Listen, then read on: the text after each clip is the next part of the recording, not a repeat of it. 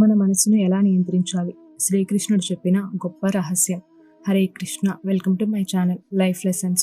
ఈరోజు మనం తెలుసుకోబోతున్న విషయం మన మనసు గురించి. ఎప్పుడైనా మీకు ఇలా అనిపించిందా? మన మనసు మన మాట వినడం లేదని. మనకు తెలుసు ఏది సరైనది, ఏది తప్పు అనేసి.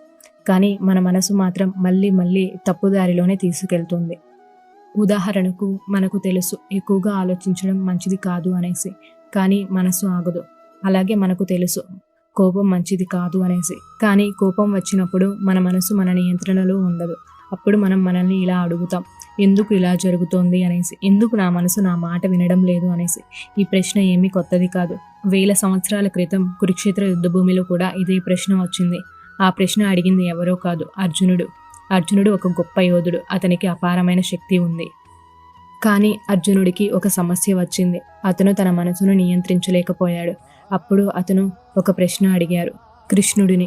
కృష్ణ, నా మనసు నియంత్రించడం చాలా కష్టంగా అనిపిస్తుంది. అది గాలిలా ఉంది. దాన్ని ఆపడం అసాధ్యం అనిపిస్తుంది. అర్జునుడి ఈ మాట మన అందరి జీవితంలో కూడా నిజమే.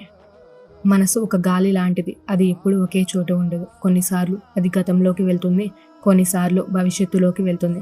కానీ ప్రస్తుతం మాత్రం ఉండదు. అప్పుడు శ్రీకృష్ణుడు ఒక గొప్ప సత్యం చెప్పారు.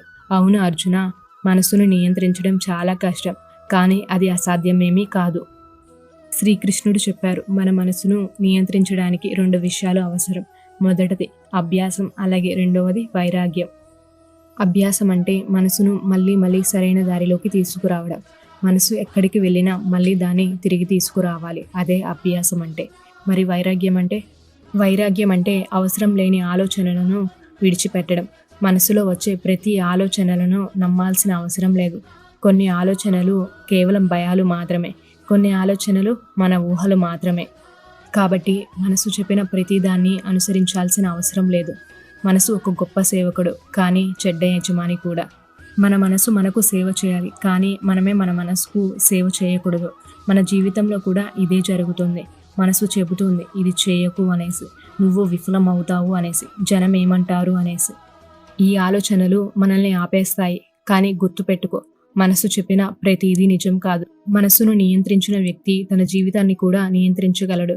కానీ మనసుకు బానిసైన వ్యక్తి తన జీవితాన్ని కోల్పోతాడు. కాబట్టి మనసుతో పోరాడుకో, దాన్ని అర్థం చేసుకో.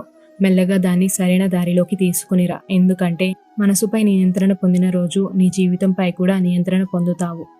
ఇప్పుడు ఒక చిన్న ప్రశ్న అడుగుతాను. ఎప్పుడైనా మీ జీవితంలో మీ మనసు వల్ల మీరు ఎప్పుడైనా తప్పుడు నిర్ణయం తీసుకున్నారా? ఏమైనా తప్పుడు నిర్ణయం తీసుకుని ఉంటే కామెంట్లో చెప్పండి. అలాగే మీరు మీ మనసును ఎలా నియంత్రించారో కమెంట్స్లో తెలపండి.